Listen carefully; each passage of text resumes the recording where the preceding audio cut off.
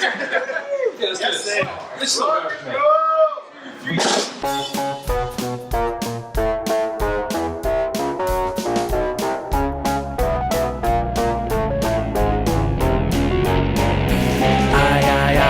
I just wanna be your garbage man. I just wanna be your garbage man. Hey, I'm Steven Silva for Ignite News. I'm here with Lexical Gap. Guys, introduce yourselves. Hi, I'm Devin. I do vocals and play guitar. I'm Nathan. I play bass and sing. I'm George. I play keyboards and do backing vocals. I'm Hayden and I play drums. Solid. Great. Thanks for coming to the show. Yeah, no Thank problem. you. Thanks for having us. This is the question. When did you guys begin? Why did you start? I believe it was like January 2013. To be honest, like I had wanted to be part of a rock band for the longest time. Like I had been part of concert bands through high school, but nobody in my high school needed a keyboardist or wanted a keyboardist, so it came down to me to organize a band by myself. So Devin I met through a mutual friend. Nathan I've known from the place I take piano lessons at for a long time, and Hayden I met at McMaster. I think we were all into music before, and then like George presented an opportunity for us to all play together. And I didn't know anyone, so it was kind of cool that I got to meet up with people, and I like playing drums. Like we were put into this like Battle of the Bands competition, and we like practiced like really hard and got a product that was like able to blow everyone else out of the water. So kind of we had that realization there that we could, you know, make an actual band and do this. Where do you guys take inspiration from? Classical music, Deep Purple, Uriah Heep, more classic rock bands, but I've been getting into a lot of more modern stuff lately. Yeah, classic rock I listened to a lot, especially as a kid. I listened to a lot of Zeppelin, so I think like John Bonham's one of my like a big influence for the way I play drums.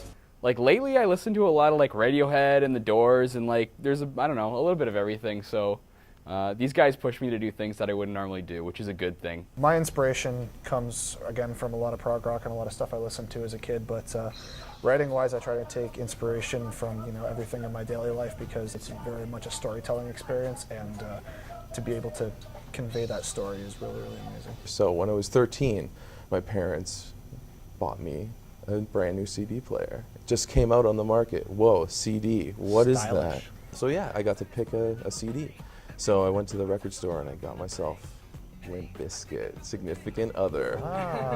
Yeah. So I was playing that, rocking out to that super hard in my bedroom, and my parents heard it and they were like, you know, what the hell is this? You know, like this guy's talking about ripping someone up with a chainsaw. That's not something that my son should be listening to.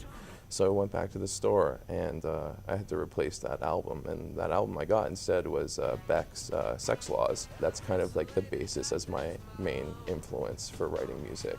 I think our ultimate goal would definitely be to go on tour after you know, producing a fine recording, because once that gets some radio play, we would have a lot more power to say that, oh hey, could you promote us on the road, and then we could go around Canada, and you know, if we got outside of Hamilton, I think that would really be a defining moment for all of us. I definitely see us touring the bar circuit and festival circuit, especially for the next few years coming, and supporting ourselves with a fine product like this EP and whatever future recordings we do. Yeah, in 5 years, hopefully, you know, we'll have a couple CDs out, and we'll be like George said, and the rest of them said, we'll be playing on a tour. I think that'd be ideal. A couple CDs out and good product. What of your songs, which one's your favorite? That's a bit of a tough one to pick. I'm kind of torn between two. Garbage Man, written by Nathan right here, is definitely one of my favorite just because we have so much fun playing it. It was the first song that we really learned, and every single time we play that, like we're getting to the end of our set and we're just like, okay, let's just steal the show right now. And we bust that song out and everyone has a great time. Yeah, I'm gonna say it's gonna be Imagine You, and that's because like we all kind of collaborated on that song, and it came to be like this like epic tale of just like nerdness mixed with like romantic thoughts of just the greaterness, and it's just like it's perfect, you know. It's like the definition of what we are as a group, in one song. I think recently I've really liked playing The Wanderer live, but to actually sit down and listen to, I really like Mr. Marmalade. Just to like, especially when we like nail it in practice, I think that's like my favorite to listen to. For me personally, I'm stuck between Garbage Man and Mr. Marmalade. Garbage Man is just where you just crank it all out, let the gas flow out, and just shred the scraps of whatever energy you have left and pass it on to the audience. But Mr. Marmalade is just, it's a complex tune, and going back to what we were talking about earlier, it relates a very human element. Like it was written by Nathan, so it's a very close and personal song to him. But honestly, I find it a lot of fun to play, and when we do get it down, it gives me that much satisfaction. Thank you.